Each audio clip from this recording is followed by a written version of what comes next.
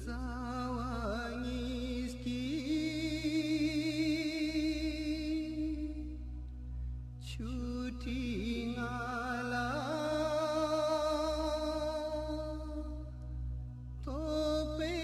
30 juillet 2011.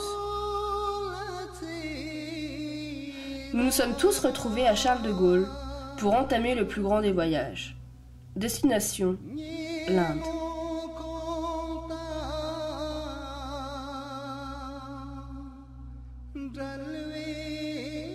Donc là c'est Delhi, là il y a Jean-Marc et Dorgé qui nous attendaient. Après, donc là, ouais, gros coup de chaleur en arrivant à Delhi avec l'humidité et la pollution. On est parti directement pour Malaga, on devait dormir le soir.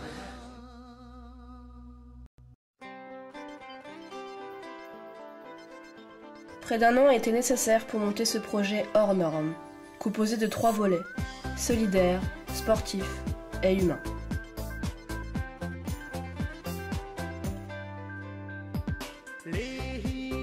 4 jours de bus nous attendent pour rejoindre Leh, au nord de l'Inde, la capitale de cette région. On a eu quelques petits soucis techniques avec le moteur du bus sur la route. Du coup, on a pris à peu près 3 heures de retard. Et du coup, ça fait qu'on est arrivé à l'hôtel de Malaga, c'était 11 heures passées.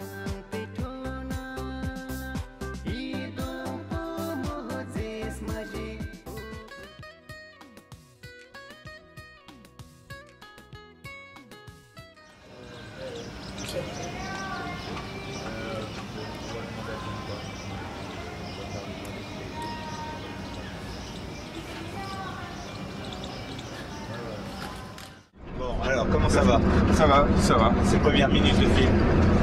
C'est bien, voilà. On essaie de montrer un peu toute la ville. C'est pas facile de filmer tous les beaux paysages dehors. On en prend surtout plein la mémoire pour l'instant. Avec des images furtives. L'éléphant tout à l'heure qui est passé on a pu le voir en 10 secondes, mais c'était quand même magique. Là, c'est le 2e jour, on est lundi soir. Demain, on passe le fameux col à plus de 5000 mètres. On espère que tout va bien se passer. Donc le réveil est prévu à 3h30 du matin pour qu'on puisse arriver avant la fermeture du col parce qu'il va être fermé demain matin. Et à cause des intempéries aussi, il n'est pas en très bon état, il risque d'avoir du monde, donc on préfère partir tôt pour passer avant les gens.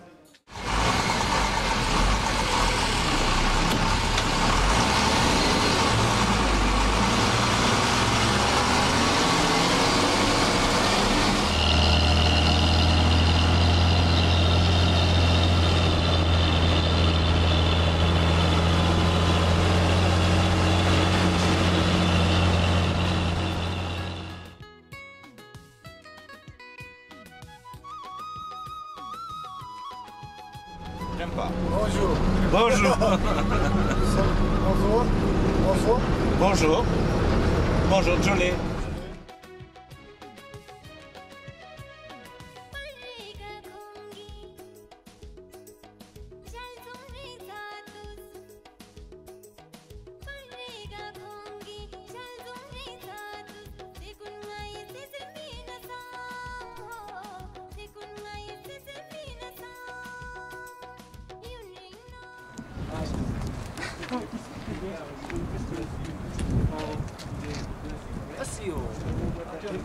Donc là on est à Darsha, où on est passé hier avec le bus et on s'est arrêté pour réparer. Bon, malheureusement la réparation a pas fonctionné, on a quand même continué et après on est resté coincé quelques kilomètres plus loin, ce qui a fait monter un petit peu la tension dans le groupe, mais ça fait partie des bons souvenirs. Donc du coup on est revenu à Darsha, où on avait mangé et on a été encore super bien accueillis. On a dormi là tous dans la même pièce. Voilà. Troisième nuit au Ladax. Avec le Diamok.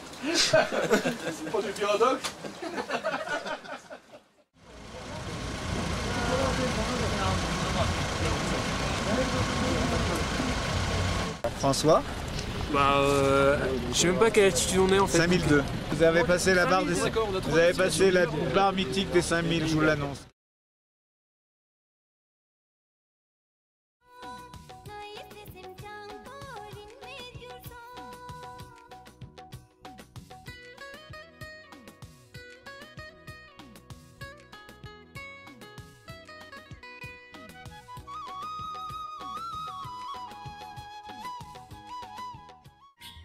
Voilà, alors Fanny, raconte-nous ta journée d'anniversaire. Toute la journée, on en a pris plein les yeux.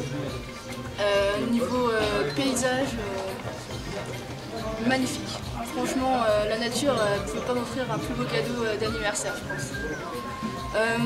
Sinon, on a quand même passé d'école à plus de 5000, je pense. Un peu mal la tête, tout le monde a un peu le mal des montagnes, mais au final, rien de paralysant. Sinon, arrivé à 11h ici, on était bien contents quand même, après un long voyage, un long périple de 4 jours. Mais ce voyage restera gravé à jamais.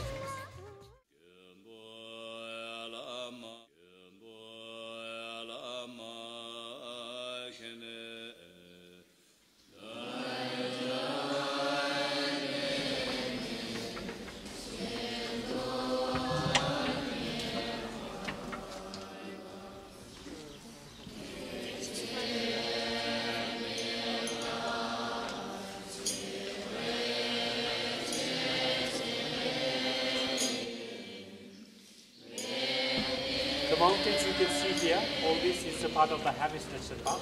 The mountains behind here. On a eu la chance d'avoir un super guide, super intéressant, qui nous a fait découvrir des monastères magnifiques. On se sent vraiment en sérénité et on a pu découvrir le bouddhisme, qui est une religion vraiment intéressante à approfondir aussi, je pense. Et sinon, l'altitude, on s'est rendu compte que c'était vraiment un peu dur pour monter les marches, par exemple. Et c'est vraiment un endroit spécial, on se sent tout petit dans les montagnes. Je sais pas, je pense qu'il va falloir méditer encore un peu tout ça pour mieux se rendre compte.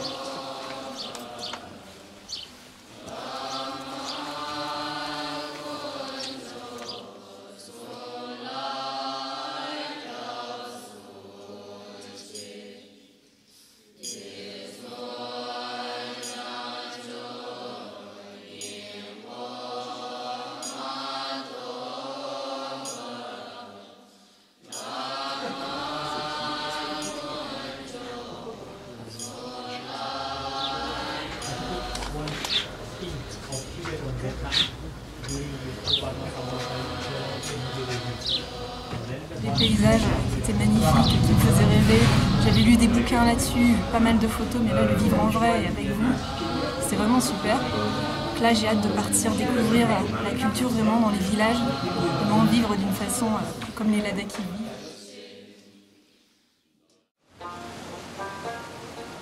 Nous entamons la 2e semaine en Inde.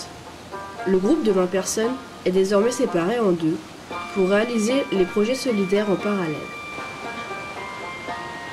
Notre groupe était chargé de restaurer les canaux d'irrigation dans le village de Domkar, détruit à la suite de graves inondations en août 2010.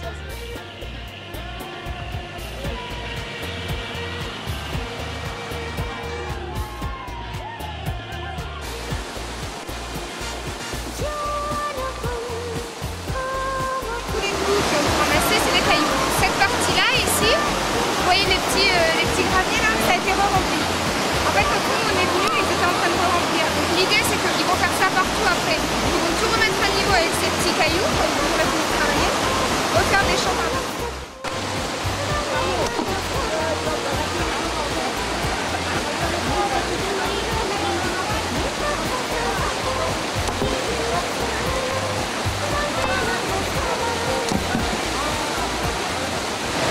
La première journée s'est plutôt bien passé, on commence à avoir un peu des courbatures.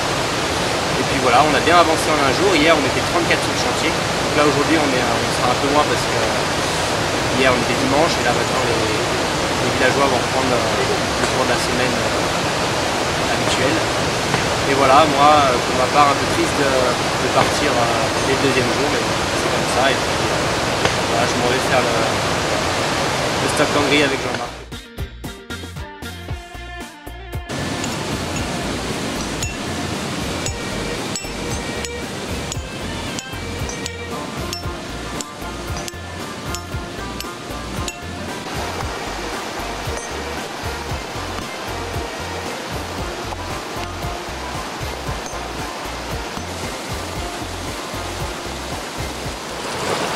Bon bah là on est parti pour notre 4e jour de boulot à porter les pierres, creuser le sable et tout.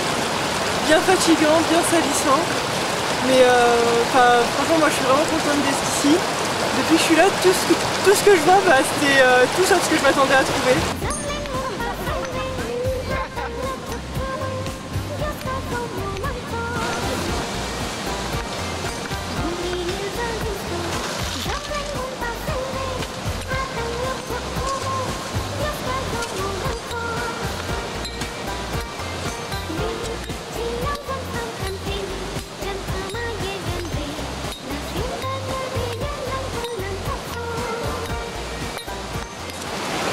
Donc nous voici sur le second barrage qu'on a construit. Donc pourquoi on l'a construit? Pour retrouver en fait le canal, le lit du canal d'irrigation initiale. Il faut savoir, qu'avant ici il y avait des champs qui ont été emportés par les inondations à ma droite et à ma gauche. Donc on a construit ce barrage qui est constitué de 3 murs en une journée. Et nous, de notre côté, les étudiants ont creusé le fossé là-bas pour que l'eau puisse s'irriguer. Donc ce barrage permet donc de bloquer l'arrivée d'eau d'ici et de la transporter dans le canal initial. Voilà. Ce premier barrage, constitué de 20 mètres de long par des murets de 5 mètres. Les murets qui sont constitués de grillages, de pierres et de sable à l'intérieur. Midi, on est allé dans l'école. Donc on a offert tous les présents qu'on avait à offrir.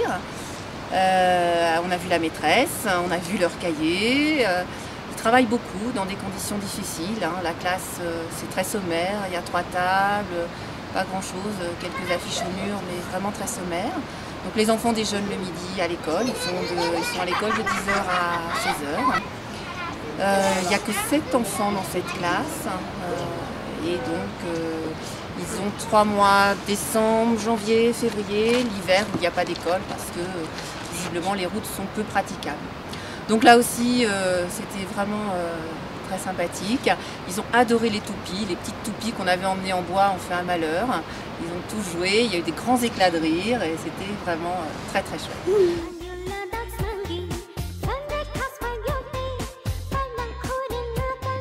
On a fini les travaux, c'était plutôt intéressant, très intéressant. Au début j'y croyais pas vraiment, mais grâce aux Ladakis qui nous ont aidés, aux ouvriers, et à la bonne volonté en fait donnée par l'ensemble des participants, français comme Ladakis, ça s'est plutôt bien passé.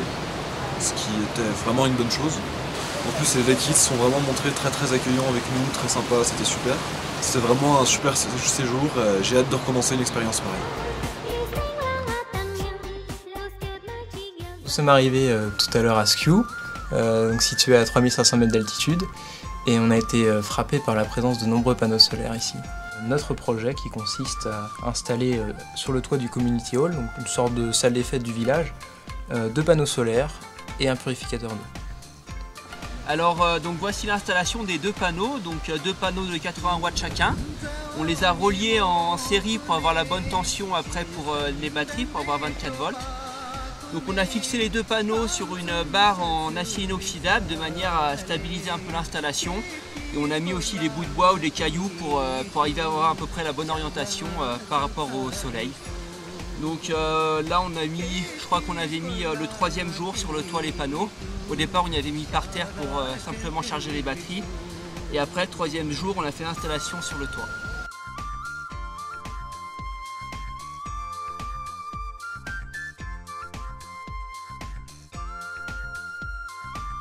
L'installation qu'on a réalisée pour l'électricité. Donc ici on voit un petit câble qui traverse la fenêtre, c'est l'énergie qui vient de nos panneaux solaires. et qui vient recharger des batteries que nous avons planquées derrière cette table. Les batteries elles sont aussi rechargées grâce à notre ami l'onduleur, grâce au courant général qui est là à peu près 4 heures par jour. Donc qui vient un générateur qui est dans le village à côté qui s'appelle Kaya. Ça vient alimenter un circuit qui permet ici d'alimenter la lampe UV du circuit hydraulique. Donc on a aussi installé une petite lampe pour pouvoir observer le système même de nuit.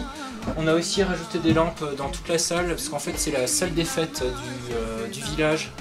Donc ça leur permet de faire des veillées tard la nuit, en particulier en hiver, parce que c'est dans cette pièce que les villageois alentours se rassemblent le soir. Donc on a aussi une petite prise pour charger le tout.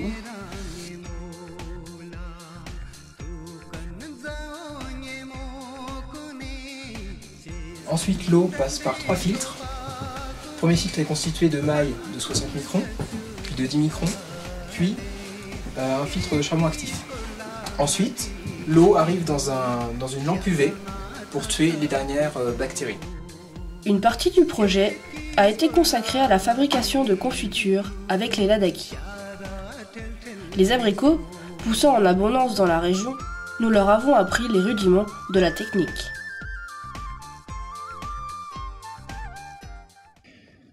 Jean-Marc et moi-même avons quitté les projets solidaires et le reste du groupe, puisque nous ne restions qu'une quinzaine de jours en Inde. Étant tous les deux passionnés de montagne, nous ne souhaitions pas repartir du Ladakh sans réaliser une ascension d'un sommet mythique. Départ mardi 8 août à 10 h du village de Stok, donc situé à quelques kilomètres de Leh, à environ 3000 mètres d'altitude.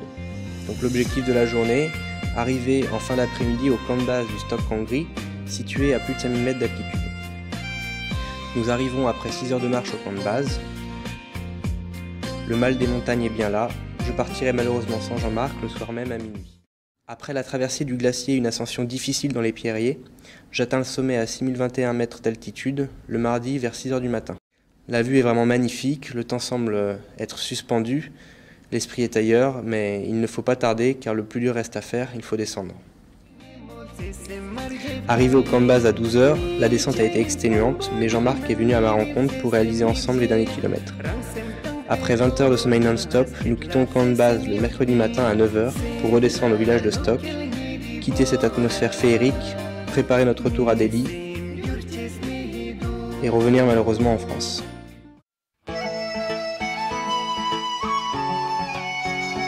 Je répète ce que j'ai dit tout à l'heure. Je vous aime. Dites à ma mère que c'est la meilleure, à mon père que je suis désolé. Et quand j'ai dit à Amélie Massonnier en grande section de maternelle que je l'aimais, je le pensais. Voilà. Let's go. Oh, putain, je suis là.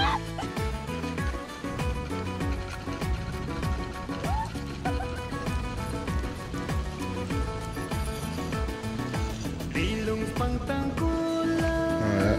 Premier jour de trek et première postée après 1 heure. Après 1 heure de marche, grosse équipe, 1 heure de pause, avec un 1 heure de marche. Hier on est parti de Skew, on était déjà hors civilisation, plus de route, plus de voitures, plus de lignes électriques, plus d'eau potable. On est parti entre le moment où on est parti et le moment où on est arrivé, il y a eu 7 h 45 de temps. À la montre de David qui s'arrête quand il marche pas, on a marché 5 h 30. On a fait une pause thé le matin, on a mangé le midi, on faisait des pauses pour s'attendre. On est arrivé tôt, on a eu le temps de se poser tranquillement. On a bien mangé et puis on a dormi 10 heures pour ceux qui sont arrivés.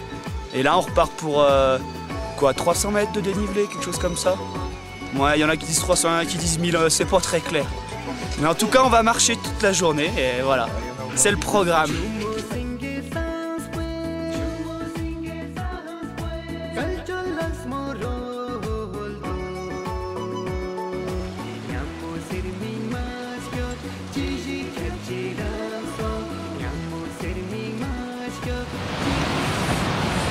Hier, deuxième journée, difficile. On a perdu 2 de nos compagnons de route. François qui était vraiment trop mal et qui a eu, je pense qu'il a eu la bonne réaction en repartant parce que c'est vraiment dangereux de continuer quand on est mal. Et Gérard qui l'a accompagné, ils sont repartis, ils ont fait le chemin en sens inverse. 2 malades, Fanny qui était mal depuis le début, qui hier était vraiment mal, mais qui est quand même resté, qui a réussi à finir l'étape. Et Aurélien qui a plus mal au ventre aujourd'hui, enfin hier, là aujourd'hui ça va mieux apparemment. Alors Stéphane, elle est comment? Fraîche. Ça te remet les idées en place, ça, dès le matin.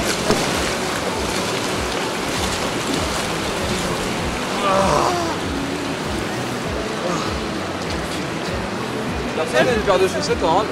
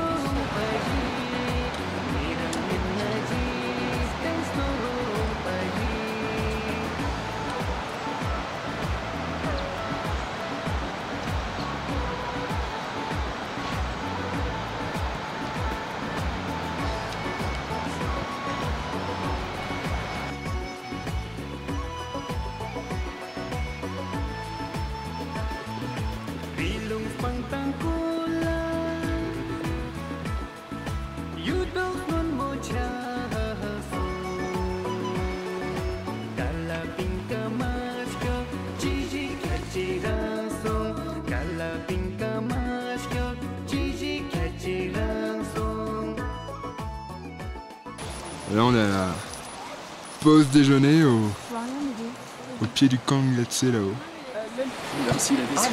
Le Kang Yat-se 2 qu'on aurait tenté demain. Si les conditions climatiques sont bonnes. Le 1, le sommet principal restant sous les nuages. Évitez de monter aussi trop couvert. Si vous montez trop couvert qui fait chaud, vous accélérez votre rythme cardiaque. Donc ça c'est forcément. Donc il faut trouver la bonne mesure des habits. Quoi.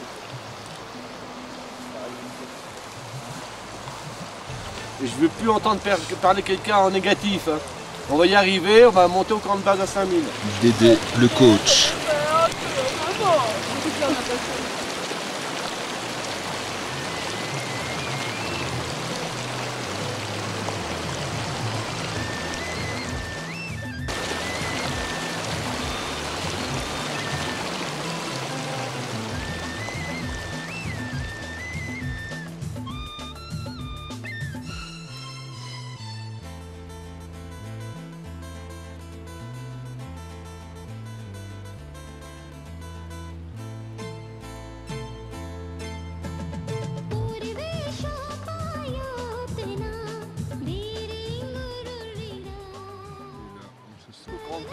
Base, ça a été très bien. Hein. Dormi sous la tente, petit déjeuner le matin. Donc là, le petit bobo, on a soigné le petit bobo. Et on est parti, donc on avait une journée d'acclimatation à 5000, le camp de base, 5010 mètres, donc qui nous a fait du bien, qu'on puisse bien s'acclimater. Donc moi j'ai été malade, mais ça c'est pas bien grave. Donc il était décidé de partir à 3 h du matin. Moi j'aurais bien voulu qu'on parte à minuit pour au moins faire le 6000. Et donc le lendemain matin à 3 h, on a commencé l'ascension du Kang Yat-se. Voilà. Le sol est couvert de neige. C'est le dernier petit déj avant l'ascension. La tentative. On est un peu déçu par le paysage, hein, c'est un peu fermé. Ouais.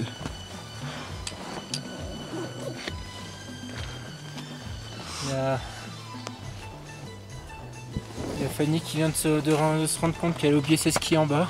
C'est quoi?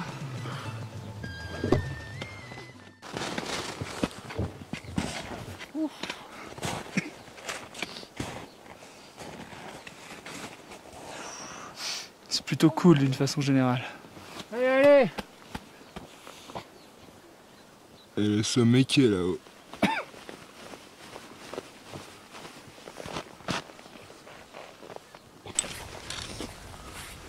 Moi je veux bien redescendre avec le groupe, mais par contre je vais aller là-haut. Ouais.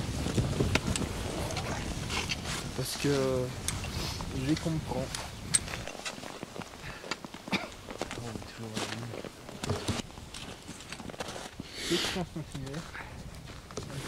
Moi je vais aller jusqu'à ce que vous mettiez les crampons. Et de là je pense que je vais vous laisser. Parce que mes jambes elles suivent. Tout le reste va bien, mais les jambes elles... Ouais, on a fait la photo du groupe à 5004. Ensuite on était 5 à vouloir monter un peu plus haut, donc on est monté jusqu'au glacier. On a fait une bonne pause, on a même tiré la bourre au guide, qui lui était très fatigué. Bah là, 5006, les 5 derniers courageux vont cramponner. On a attaqué le glacier. Ensuite, on est monté jusqu'à 5007. Donc 5007, le temps se couvrait. On aurait bien aimé monter plus haut, mais il nous manquait 2 heures pour aller à 6000. Les 2 heures du départ du matin. Et donc on est tous redescendus. Certains bien fatigués, mais surtout heureux d'être montés à 5007. Je suis content pour eux. Ils avaient encore la pêche et vraiment, on aurait pu monter à 6000, 6002. On reviendrait une autre fois. Ouais. Après 7 heures d'ascension, peine le temps de prendre un petit déj. On débarrasse déjà le camp pour la prochaine étape.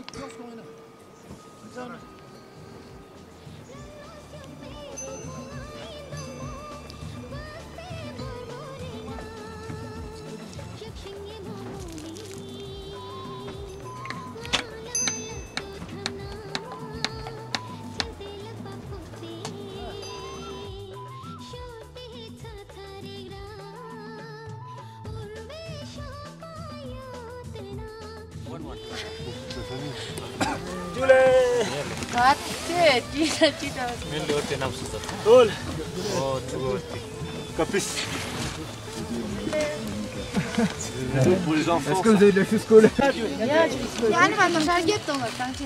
Si, mais le but c'était de le laisser. En fait, je l'ai rempli de...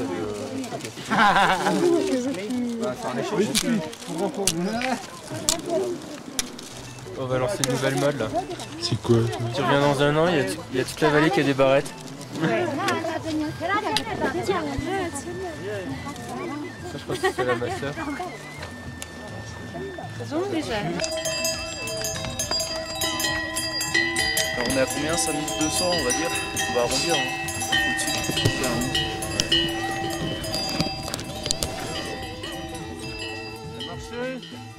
Le dernier col de l'aventure. 5200. On va redescendre tranquillement sur un village qui s'appelle Manilé. Manilé. La prononciation est pas...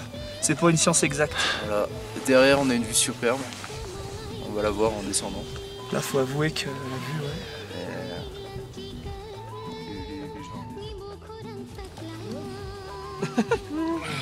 Allez David, tu es prêt, encore un dernier effort. Tu peux y arriver. Dis à Poney de s'activer un peu.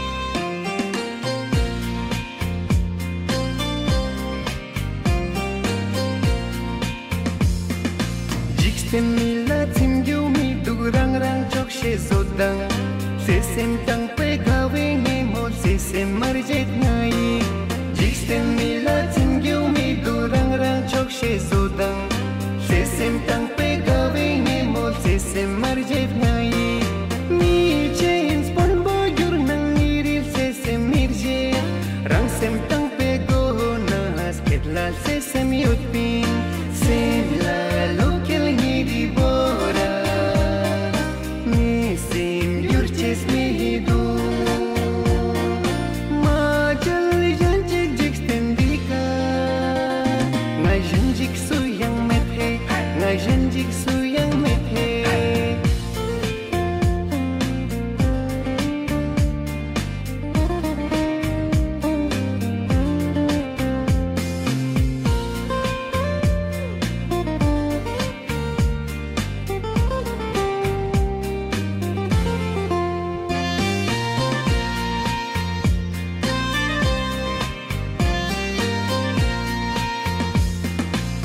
Chan nur chan dak gyur nang niri rok shik samin Skatang min chan khaspa gyur nang nirang rok chet samin Wang chan nur chan dak gyur nang niri rok shik samin Skatang min chan khaspa gyur nang nirang rok chet samin Rang sem shorte met pi sem bes ningang nirang Nirang tumstes kalva ngalayote mette Sera mang pekos kalingi Sena samste mehete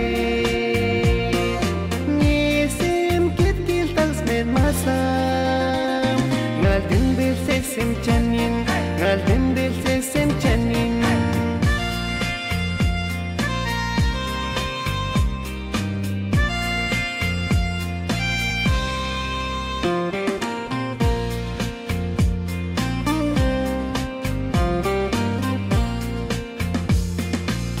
Yumi duk jaldong le musim nang tuchkin kordu Samtul zang pechot zang chanjik ziksten virus konskun Yumi duk jaldong le musim nang tuchkin kordu Samtul zang pechot zang chanjik ziksten virus